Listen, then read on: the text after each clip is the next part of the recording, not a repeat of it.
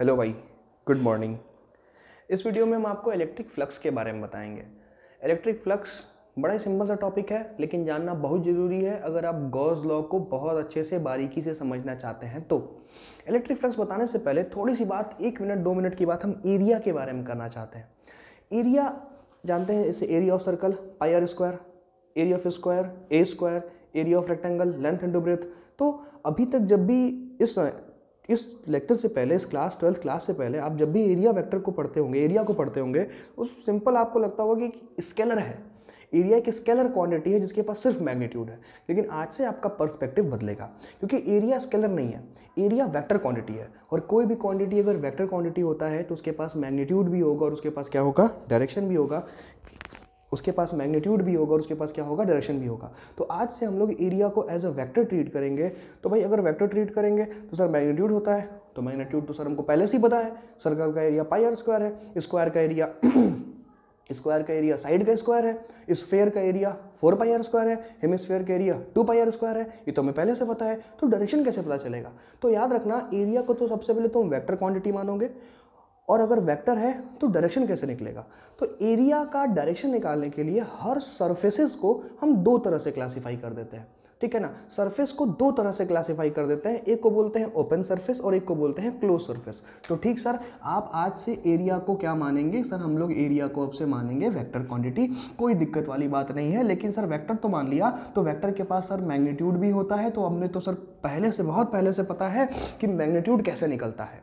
सभी फिगर्स का magnitude formula आपको पहले से याद है। सर डायरेक्शन बताइए, क्योंकि अगर ये वेक्टर है तो डायरेक्शन भी होगा। तो डायरेक्शन के लिए हमने बताया कि देखो बालक, कोई भी जो सरफेस होता है तुम्हारा, सरफेस 2 तरह का होता है। या तो वो सरफेस तुम्हारा ओपन सरफेस होगा, ओपन सरफेस होगा, या तो सरफेस क्या होगा आपका, क्लोज सरफेस होगा। तो ओपन सरफेस सर क्या होता है? अरे बालक, जो भी जितने भी 2D फिगर्स हैं, जितने भी 2 डायमेंशनल फिगर हैं, वो सारे ओपन सरफेस में आएगा। जैसे फॉर एग्जांपल हम सर्कल ले लें, हम स्क्वायर ले लें, हम रेक्टेंगल ले लें, हम कोई लैमिना ले लें, शीट ले लें, समझ लो, ट्रायंगुलर लैमिना ले लें, कोई लैमिना है, ट्रायंगुलर लैमिना ले लें, कोई शीट है, ये ट्रायंगुलर लैमिना ले लें। तो ये जितने भी फिगर्स हैं ये सारे 2D फिगर्स हैं। और क्लोज सरफेस में काउंट होगा 3D फिगर्स। 3D फिगर का मतलब क्या हो गया? स्फेयर हो गया 3D फिगर, स्फेयर समझना ध्यान से, स्फेयर होगा 3D फिगर। स्फेयर के अलावा और क्या होगा? हेमिस्फेयर होगा 3D फिगर, सिलेंडर होगा 3D फिगर, कोन कोन कोन होगा 3D फिगर, एक्सेट्रा, ऐसे सब क्लोज फिगर होगा। तो एरिया वेक्टर का डायरेक्शन बताने के लिए ओपन सरफेस का तो बहुत ही सिंपल है। ओपन सरफेस का एरिया वेक्टर आउट सरफेस के परपेंडिकुलर, ठीक है। अगर सरफेस ओपन सरफेस है तो ओपन सरफेस का जो एरिया वेक्टर होगा, वो एरिया वेक्टर कैसे होगा? वो सरफेस के परपेंडिकुलर। जैसे फॉर एग्जांपल मान लीजिए एक बार के लिए मेरे हाथ ये एक शीट है, फॉर एग्जाम्पल यहाँ पर कुछ ऐसा है नहीं कि मैं आपको बता सकें, मान लीजिए कि आपका एक शीट है, तो एरिया वेक्टर कैसे लोगे?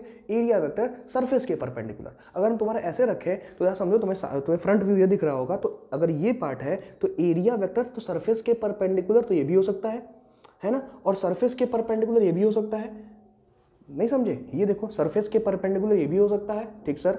सरफेस के परपेंडिकुलर डायरेक्शन तो ये भी हो सकता है। तो भाई कोई भी ले लो, अगर तुम्हारा ओपन सरफेस है तो जो एरिया वेक्टर होगा वो सरफेस के परपेंडिकुलर होगा। सिंपल, एकदम सरफेस के परपेंडिकुलर। कि सर ये हमारा सरफेस है तो सरफेस के परपेंडिकुलर ये ले लें। नहीं समझे? उदाहरण के लिए जैसे ऐसे देखिए जरा,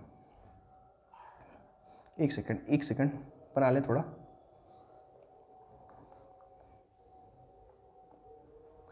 मान लो यार ऐसा कुछ रेक्टेंगल या स्क्वायर है, ऐसे रखा हुआ है, तो ये मान लो ऐसे, ये प्लेट ऐसे इस वाले प्लेन पर रखा है, समझ रहे हैं, हॉरिजॉन्टल प्लेन पे। तो इसमें एरिया वेक्टर कैसे ले सकता है? एक बालक एरिया वेक्टर को ऐसे भी ले सकता है, a vector, direction of a vector, है ना, सरफेस के परपेंडिकुलर। और बालक चाहे तो किधर ले सकता है? नीचे भी ले सकता है, ए वेक्टर सरफेस के परपेंडिकुलर। यही तो समझा रहे हैं कि सर ये शीट है, ट्रायंगल या रेक्टेंगल जो मान लीजिए, स्क्वायर मान लीजिए, तो सरफेस के परपेंडिकुलर ऊपर ये भी सही है, सरफेस के परपेंडिकुलर नीचे ये भी सही है। किसी एक से सवाल को सॉल्व कर लेंगे। तो बस सर समझ गए कि अगर ओपन सरफेस होगा तो एरिया वेक्टर का जो डायरेक्शन होगा, वो एरिया वेक्टर का डायरेक्शन क्या होगा? Perpendicular to surface. सरफेस के क्या होगा? परपेंडिकुलर होगा, परपेंडिकुलर टू सरफेस। वहीं पर अगर क्लोज सरफेस होगा तो क्लोज सरफेस में आउटवर्ड नॉर्मल होता है यार। आउटवर्ड नॉर्मल मतलब सरफेस से बाहर की तरफ परपेंडिकुलर, है ना, आउटवर्ड नॉर्मल। तो यानी अगर क्लोज सरफेस होगा तो क्लोज सरफेस में आउटवर्ड नॉर्मल, एरिया वेक्टर का डायरेक्शन ये आउटवर्ड नॉर्मल। इसको थोड़ा सा हम जगह लेकर बताते हैं। जैसे फॉर एग्जांपल इसे मानिए स्फेरिकल बॉडी है कोई, है ना, तो इसमें एरिया वेक्टर कैसे होगा, इसमें क्या ऐसे बना सकते हैं क्या, नहीं भाई ऐसा नहीं बना सकते, आउटवर्ड नॉर्मल, बाहर की तरफ नॉर्मल, है ना, बाहर की तरफ नॉर्मल। देखिए ये एरिया वेक्टर का डायरेक्शन हो सकता है, बाहर की तरफ नॉर्मल, नॉर्मल मतलब परपेंडिकुलर टू द सरफेस, ये हो सकता है। आप ये बनाएंगे, ये एरिया वेक्टर हो सकता है, ये एरिया वेक्टर हो सकता है। तो भाई कोई भी अगर क्लोज सरफेस रहेगा तो क्लोज सरफेस के केस में एरिया वेक्टर आउटवर्ड नॉर्मल होगा, है। जैसे फॉर एग्जांपल सिलेंडर, देखो भाई ये सिलेंडर है, तो इसके लिए देखो ये पहले बताओ ये ओपन फिगर है कि क्लोज फिगर है, सर 3D है सिलेंडर तो क्लोज फिगर होगा, तो एरिया वेक्टर कैसे होगा। तो एक बात समझो, जैसे मान लो अगर हम ये सरफेस ले रहे हैं, है ना, ये जो डमरू वाला मतलब ये जो सर्कुलर सरफेस है, ठीक है, सर्कुलर, इसको ले रहे हैं, तो इसके लिए आउटवर्ड नॉर्मल ए वेक्टर ऐसे बन सकता है, कोई दिक्कत नहीं। इस सरफेस को लेंगे तो एरिया वेक्टर आउटवर्ड नॉर्मल ऐसे बन सकता है कि नहीं है। अब कर्व सरफेस एरिया, जो गोल वाला सरफेस है, कर्व सरफेस, ये जो पूरा का पूरा गोल वाला सरफेस है, इसके लिए कैसे होगा एरिया वेक्टर आउटवर्ड नॉर्मल ऐसे होगा। कैसे होगा एरिया वेक्टर आउटवर्ड नॉर्मल ऐसे होगा। ठीक बात है क्या। तो एकदम बस सिंपल दिमाग में भर लीजिए कि सर आज से एरिया को वेक्टर मानेंगे, एरिया को वेक्टर मानेंगे तो उसके पास मैग्नीट्यूड भी होगा, डायरेक्शन भी होगा। मैग्नीट्यूड निकालने के लिए हम फॉर्मूला सब जानते हैं पहले से, सही है, सारा एरिया का फॉर्मूला जानते हैं। डायरेक्शन निकालने के लिए अगर ओपन सरफेस होगा तो ओपन सरफेस अगर होता है जैसे कि 2D सर्फेसेज हैं तो एरिया वेक्टर सरफेस के परपेंडिकुलर होगा, सरफेस के परपेंडिकुलर कैसे भी ले लेंगे वो एरिया वेक्टर हो जाएगा। अगर क्लोज सरफेस होगा जैसे स्फेयर, हेमिस्फेयर, सिलेंडर, कोन इत्यादि, तो उस केस में एरिया वेक्टर कैसा होगा आउटवर्ड नॉर्मल, कैसा होगा आउटवर्ड नॉर्मल। ठीक है, अब वापस लौट के आते हैं इलेक्ट्रिक फ्लक्स पे। उम्मीद है आपको एरिया वेक्टर समझ में आया होगा। इलेक्ट्रिक फ्लक्स का मतलब क्या होता है, देखो भाई, जैसे मानो कोई एरिया है, कोई सरफेस है, किसी सरफेस से कितनी number of electric field lines cut करके जा रही हैं, पास कर रही हैं उस सरफेस को, वही उसी का काउंट क्या कहलाता है, इलेक्ट्रिक फ्लक्स कहलाता है। Electric flux basically number of electric field lines है जो किसी सरफेस को कट करके क्रॉस करके जा रहा है। ठीक बात है ना, कि भाई कोई एक सरफेस, कोई क्लोज सरफेस है, आप समझिएगा, एक ऐसा क्लोज सरफेस, ठीक, ऐसा सरफेस है ये, ठीक है, ठीक, क्लोज सरफेस मतलब 3D मत समझ लेना, यहाँ पर क्या मतलब मान लो सर्कुलर सरफेस है। इस सर्कुलर सरफेस को कितनी number of electric field lines cut कर रही हैं, वही जो नंबर ऑफ इलेक्ट्रिक संख्या, नंबर, जितनी number of electric field lines cut कर रही होंगी वही number of electric field lines, बताइए क्या कहलाएगा, इलेक्ट्रिक फ्लक्स कहलाएगा। असल में इलेक्ट्रिक फ्लक्स जो होता है वो number of electric field lines होता है कि किसी दिए हुए सरफेस को कितनी number of electric field lines cut कर रही हैं, और जितनी number of electric field lines cut करती हैं उस सरफेस को, वही क्या कहलाता है, इलेक्ट्रिक फ्लक्स कहलाता है। तो बेसिकली ये count of number of line है, ये किसी सरफेस को कितनी नंबर ऑफ लाइंस कट कर रही हैं।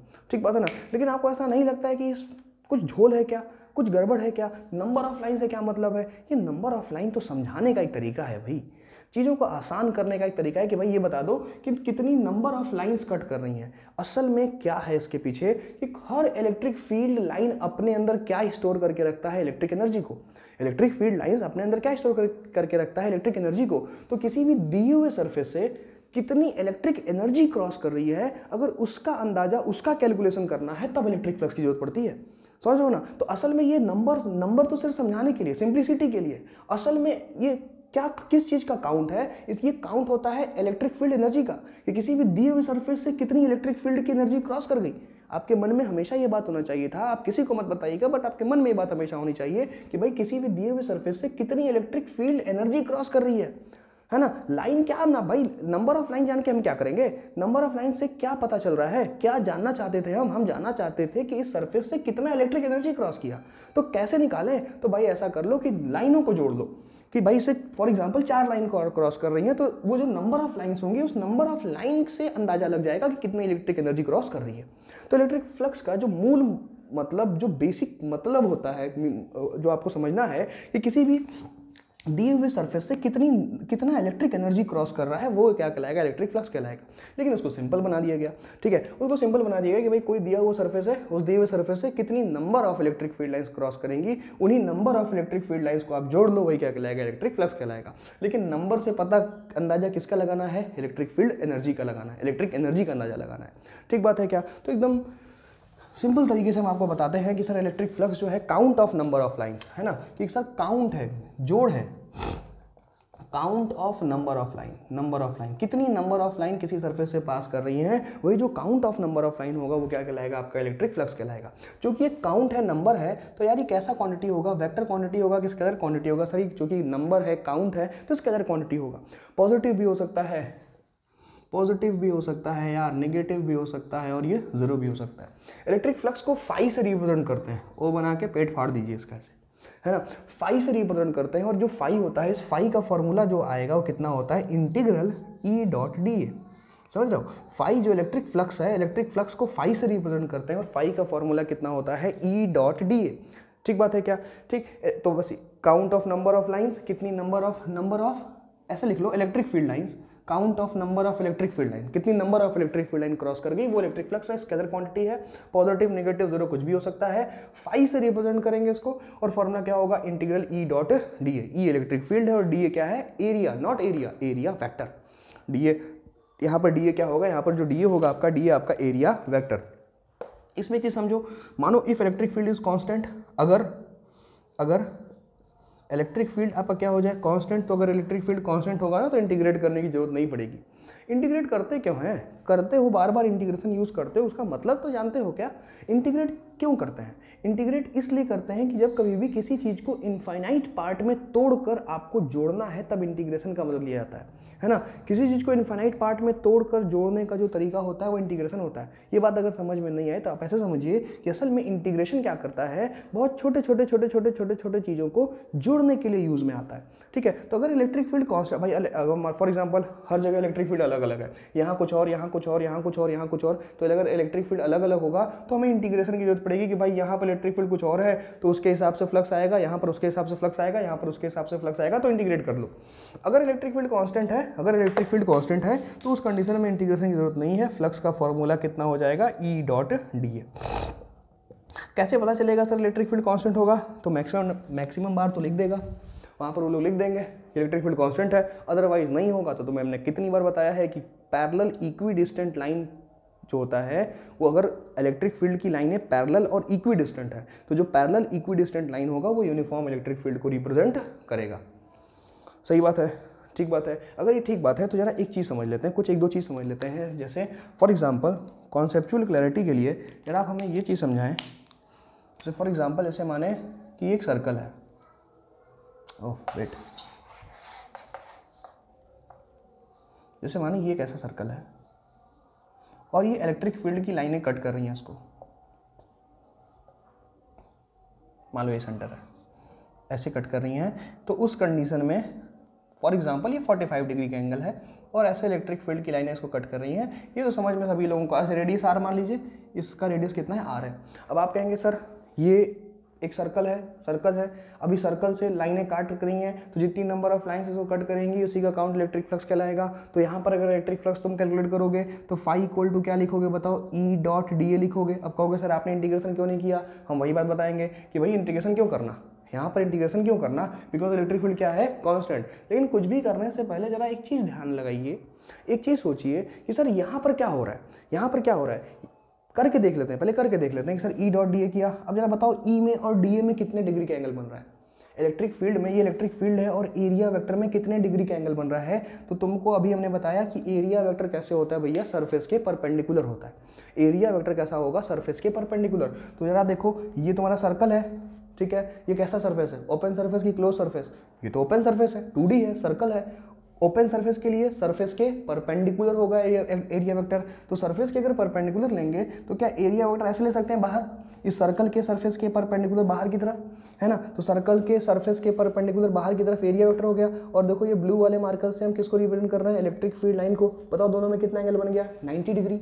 अब तुम्हारे मन में आएगा कि सर आप एरिया वेक्टर को ऐसे ही क्यों ले रहे हैं, आप तो व्हाइट बोर्ड के अंदर ले सकते थे। हाँ ले सकते थे भाई, लेकिन व्हाइट बोर्ड के अंदर इनकन्वीनियंट नहीं हो जाएगा, ठीक है। तो या तो ऐसे ले ले या व्हाइट बोर्ड के अंदर ऐसे ले ले, दोनों डायरेक्शन सही है। हमने ऐसे अगर ले लिया तो जरा देखिए एरिया वेक्टर व्हाइट बोर्ड के परपेंडिकुलर प्लेन में है और इलेक्ट्रिक फील्ड व्हाइट बोर्ड के प्लेन में है। तो जरा बताओ इस काली लाइन में और इस काले मार्कर में कितने का एंगल बन रहा है, 90 डिग्री का। यानी ई और डी ए में कितने एंगल है, 90 डिग्री। और यहाँ पर हम क्या लिखेंगे, ई डी ए कॉस 90, कितना आंसर आ गया, 0। कॉस 90 कितना होता है, 0। अब तुम हो गए सर यहाँ तो लाइनें कट कर रही हैं, यहाँ तो लाइन कट कहाँ कर रही है भाई, ध्यान से देखिए कट कहाँ कर रही है। अब एक सर्कल यहाँ पर ऐसे रखा हुआ है, ये लाइन इसको कट कर रही है कि टच करके जा रही है, टच करी, कट ही नहीं कर रही है। जब लाइनें किसी सरफेस को काटेंगी तब फ्लक्स आएगा। ये देखो सर्कल इस व्हाइट बोर्ड के प्लेन में रखा है और इलेक्ट्रिक फील्ड लाइन इसको टच करके ऐसे जा रही है। टच करके जा रही है, इसी वजह से इलेक्ट्रिक फ्लक्स कितना है, 0। अगर लाइनें इस सरफेस को, इस सर्कल को कट करती तो कुछ ना कुछ इलेक्ट्रिक फ्लक्स आता। तो इस कैलकुलेशन को करने से पहले भी आपको जवाब मिल सकता था कि चूंकि लाइनें आपस में सर मतलब आप लाइनें जो है वो सिर्फ सर्कल को टच करके जा रही हैं, इसी वजह से यहाँ पर जो फ्लक्स होगा, फ्लक्स कितना होगा, 0, क्योंकि फ्लक्स तो तभी होगा जब इलेक्ट्रिक फील्ड क्या करेंगी, कट करेंगी। तो आपको बेसिक चीज़ समझ में आ गया होगा। एक बड़ा इंपॉर्टेंट चीज़ अभी आपको बताएंगे, क्योंकि अगली वीडियो में हम आपको गॉस लॉ पढ़ाएंगे। अगर आप वीडियो में यहाँ तक पहुँचे हैं तो हम आपको गॉस लॉ की बेटर अंडरस्टैंडिंग के लिए छोटा सा पॉइंट बताएंगे, एक छोटा सा सवाल कह लीजिए, कॉन्सेप्ट कह लीजिए, उसके बाद आपको गॉस लॉ बहुत ही तगड़ा समझ में आएगा। अभी रिवाइज कर लेंगे, किसी सर्फेस से कितनी number of electric field lines cross कर गई, वो क्या कहलाएगा, आपका इलेक्ट्रिक फ्लक्स कहलाएगा। जो नंबर ऑफ लाइन्स होती हैं असल में वो क्या काउंट कर रही होती हैं, वो इलेक्ट्रिक एनर्जी काउंट कर रही होती हैं कि किसी भी दिए हुए सरफेस से कितना इलेक्ट्रिक एनर्जी क्रॉस किया। बट बताने के लिए, समझाने के लिए, पढ़ाने के लिए, चीज़ों को आसान रखने के लिए नंबर ऑफ लाइन्स पे काम चल जाता है कि कितनी number of electric field line किसी सरफेस से क्रॉस करी, वो इलेक्ट्रिक फ्लक्स कहलाएगा। नंबर है, संख्या है, कितनी लाइन क्रॉस की, तो कैसा क्वांटिटी हो जाएगा, स्केलर क्वांटिटी हो जाएगा, पॉजिटिव नेगेटिव जीरो कुछ भी हो सकता है। 5 से रिप्रेजेंट करोगे, formula integral E dot D A होगा, मिट गया, formula integral E dot D A होगा। अगर इलेक्ट्रिक फील्ड कांस्टेंट है तो E dot D A integrate नहीं करेंगे। यहाँ पर लाइनें सरफेस को छू कर जा रही थी, इसीलिए फ्लक्स कितना हो गया, 0। लाइनें जब सरफेस को काटेंगी तभी इलेक्ट्रिक फील्ड मिलेगा। एरिया को वेक्टर मानोगे, सरफेस दो तरह का होगा, एक होगा ओपन सरफेस, एक क्या होगा, क्लोज सरफेस। ओपन सरफेस के लिए एरिया वेक्टर जो होगा सरफेस के परपेंडिकुलर होगा, जितने भी 2D सरफेस होंगे वो सब ओपन सरफेस में आएगा। क्लोज सरफेस में जो एरिया वेक्टर होगा वो आउटवर्ड नॉर्मल होगा, बाहर की तरफ नॉर्मल होगा। जितने भी 3D फिगर्स होंगे वो सभी के सभी किस में आएंगे, आपके क्लोज सरफेस में आएंगे। ठीक बात है क्या, इतनी बात आपको समझ में आती है? अगर इतनी बात समझ में आती है, आप इसका स्क्रीनशॉट लेना चाहें तो आप ले सकते हैं, अदरवाइज हम 2-4 मिनट का समय और आपका लेंगे और एक अच्छी बात बताएंगे। चला जाए, बढ़ा जाएगा, चलो।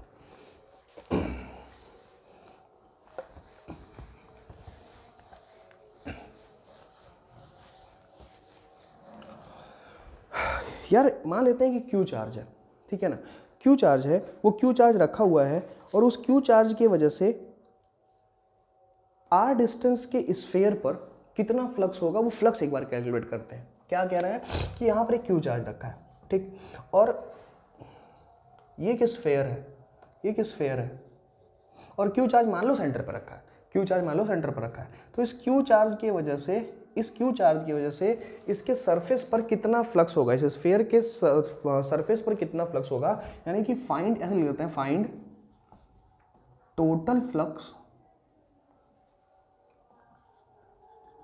Total flux on the sphere, on the sphere, कि सर स्फीयर पर टोटल फ्लक्स कितना होगा। तो सर ये क्यू चार्ज रखा है यहाँ पर, तो स्फीयर पर कितना फ्लक्स होगा, फ्लक्स क्यों होगा, अरे बिल्कुल होगा, चार्ज रखा है तो इलेक्ट्रिक फील्ड की लाइन ऐसे निकलेंगी और इलेक्ट्रिक फील्ड की लाइन निकल के सरफेस को काटेंगी, और कितनी नंबर ऑफ लाइंस काट रही हैं वही क्या कहलाएगा, आपका इलेक्ट्रिक फ्लक्स कहलाएगा। तो ठीक है, कैलकुलेट कर लेते हैं। सर आपने बताया था इलेक्ट्रिक फ्लक्स का फॉर्मूला कितना हो जाएगा, integral E dot D A. Electric flux का फॉर्मूला कितना हो जाएगा, समझ लो ना, इलेक्ट्रिक फ्लक्स का formula E dot D A होगा।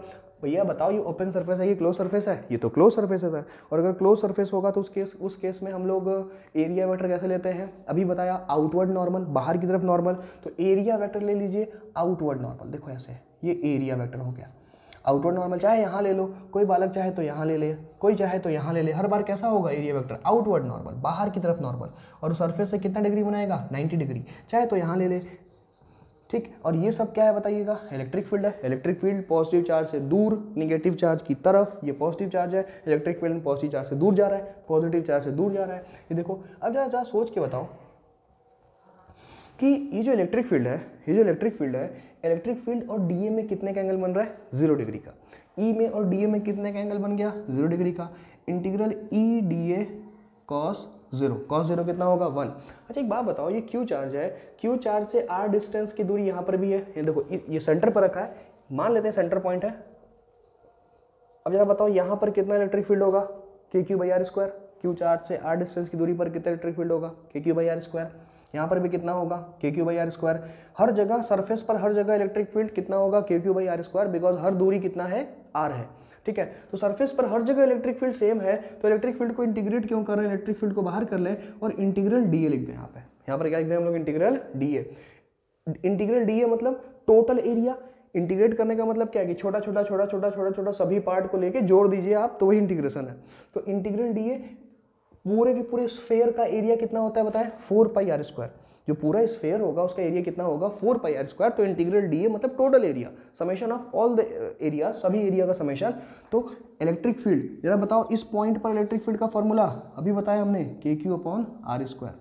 एरिया वेक्टर कितना आ जाएगा, सॉरी एरिया की वैल्यू कितनी आ जाएगी, 4πr²। चेक करिए, अरे भाई एरिया ऑफ स्फेयर कितना हो जाएगा, 4πr², और कितना आ गया, KQ/r²। ये कितना हो गया आपका इलेक्ट्रिक फील्ड हो गया। अब इसको जरा सॉल्व कर लीजिए, r² से r² खत्म हो गया, k की वैल्यू आपको पता है कितना होता है, 1/4πε0 इंटू Q इंटू 4π, 4π से 4π भी नहीं रहा, और कितना आंसर आ गया, Q/ε0। देखो भैया जो टोटल फ्लक्स आ गया, कितना आ गया, Q/ε0। जो Q चार्ज है, इस Q चार्ज की वजह से इस सरफेस पर जो फ्लक्स का फॉर्मूला आ गया वो कितना आ गया, Q/ε0। अभी असली चीज़ तो अब है। एक बात बताओ यार, ये जो फ्लक्स का फॉर्मूला आया, इस फ्लक्स में क्या कहीं कोई एरिया या डायमेंशन का टर्म आया क्या, नहीं आया कहीं सर, इसमें तो एरिया और डायमेंशन का टर्म नहीं आया। तो अगर एरिया और डायमेंशन का टर्म नहीं आया तो हम तो कह रहे हैं कि अभी तो हमने एक ऐसा स्फीयर बनाया r रेडियस का। एक बात बताओ, जैसे मान लो फॉर एग्जांपल हम एक दूसरा स्फीयर बना लेते और इसका हम रेडियस कह देते कि भाई इस वाले स्फीयर का रेडियस r1 है, इस वाले स्फीयर का रेडियस कितना है, r1 है। तो अगर मान लो एक बार के लिए फॉर एग्जाम्पल ये पहला स्फीयर हो गया और ये दूसरा स्फीयर हो गया, तो मान लो एक बार के लिए अगर पहले स्फीयर से 10 लाइन कट कर रही है, कि इस क्यू चार्ज से 10 लाइन निकली, अगर पहले स्फीयर को 10 लाइन कट कर रही है तो दूसरे स्फीयर को भी कितना लाइन कट करेगा, 10 ही लाइन। लाइन बढ़ तो जाएगा नहीं, लाइन घट तो जाएगा नहीं कि सर अगर पहले वाले स्फीयर को 10 लाइंस कट कर रही हैं तो दूसरे को भी कितना कट करेंगी, 10 लाइंस। सही बात है। तो जो फ्लक्स पहले स्फीयर से होगा वही फ्लक्स इससे होगा दूसरे स्फीयर से होगा। समझ में आ रहा है कि नहीं आ रहा है? अच्छा, अगर ये समझ में आ रहा है तो हम कह रहे हैं कि सर स्फीयर ही क्यों, स्फीयर हम एक नॉन सिमेट्रिकल सरफेस मान लिया, एक ये देखो नॉन सिमेट्रिकल सरफेस मान लिया। जो हम ये नॉन सिमेट्रिकल अभी सरफेस माने हैं, इस नॉन सिमेट्रिकल सरफेस के लिए भी कितनी लाइनें कट कर रही हैं, 10 ही लाइन कट कर रही है सर। इस नॉन सिमेट्रिकल सरफेस के लिए भी कितनी लाइन कट कर रही है, 10 ही लाइन। 10 लाइन इसको भी, 10 लाइन पहले स्फीयर को भी, 10 लाइन दूसरे स्फीयर को भी, यानी कि सभी स्फीयर सभी सरफेसेस से फ्लक्स क्या होगा, सेम होगा। मतलब फ्लक्स तो डिपेंड ही नहीं कर रहा शेप साइज पर, चाहे आपका फिगर, चाहे आपका जो बॉडी है, मतलब जो आपका जो ये सरफेस है, चाहे वो सिमेट्रिकल हो चाहे वो नॉन सिमेट्रिकल हो, वो कैसा भी सरफेस हो, अगर उस सरफेस के अंदर क्यू चार्ज रखा है तो टोटल फ्लक्स कितना होगा, Q/ε0। इतना ही नहीं, चलो हम यहाँ पर एक क्यूब बना लिए भाई, ये हमने क्यूबिकल सरफेस बना लिया यहाँ पर। एक सेकंड देखिए, समझिए, हमने यहाँ पर एक क्यूबिकल सरफेस बना लिया, ऐसे दिख रहा है आपको ना, ये हमने एक यहाँ पर हमने ऐसे क्यूबिकल सरफेस बना लिया। थोड़ा सा हाईलाइट करेंगे इसको, देखो ये इससे हमने यहाँ पे क्यूबिकल सरफेस बना लिया, तुम्हें दिख रहा है, थोड़ा सा गोचाबाची हो गया बट आप समझिएगा, हमने यहाँ पर एक ऐसा क्यूबिकल सरफेस बना लिया। तो जब हमने यहाँ पर एक ऐसा क्यूबिकल सरफेस, देखो यहाँ पर एक क्यूब है, अब ये क्यू चार्ज उसके सेंटर में आ गया, क्यूब के सेंटर में क्यू चार्ज आ गया। अब इस क्यू चार्ज से पहले भी 10 लाइन निकल रही थी, तो इस क्यूब से भी 10 लाइन कट करेगा, इस नॉन सिमेट्रिकल सरफेस से भी 10 लाइन कट करेगा, पहले स्फीयर से भी 10 लाइन कट करेगा, दूसरे स्फीयर से भी 10 लाइन कट करेगा। मतलब किसी भी सिस्टम के अंदर, किसी भी सरफेस के अंदर अगर क्यू चार्ज रखा है तो उससे फ्लक्स कितना मिलेगा, Q/ε0, irrespective of the shape. Sir surface आपका क्लोज होना चाहिए, सर सरफेस आपका क्लोज होना चाहिए। अगर क्लोज सरफेस है तो उस सरफेस पर कितना फ्लक्स हमको मिलेगा, Q/ε0, चाहे वो सिमेट्रिकल है चाहे वो नॉन सिमेट्रिकल है, क्यूब है, क्यूबॉइड है, सिलेंडर है, डजंट मैटर, कोई फर्क नहीं पड़ता। ठीक बात है ना। तो कोई भी जो किसी भी क्लोज सरफेस के लिए जो फ्लक्स होता है, अगर उस क्लोज सरफेस के अंदर कोई भी क्यू चार्ज रखा हुआ है तो उसके लिए जो टोटल फ्लक्स आएगा वो टोटल फ्लक्स कितना आएगा, Q/ε0। सही ना, क्लियर हुआ। For any close surface if Q charge is placed inside it, किसी भी क्लोज्ड सरफेस के लिए अगर क्यू चार्ज सरफेस के अंदर रखा है तो जो टोटल फ्लक्स होगा Q/ε0 होगा। ठीक, चाहे शेप उसका कैसा भी हो, क्लोज सरफेस रहे बस। होपफुली आपको इतना सब समझ में आया होगा। एक बार आप चाहें तो उसका स्क्रीनशॉट ले लें अगर आप लेना चाहते हैं तो, अदरवाइज फिर हम लोग अगले वीडियो में मिलेंगे जिस वीडियो में आपको गॉस लॉ के बारे में बताएंगे। तब तक के लिए thank you and bye bye.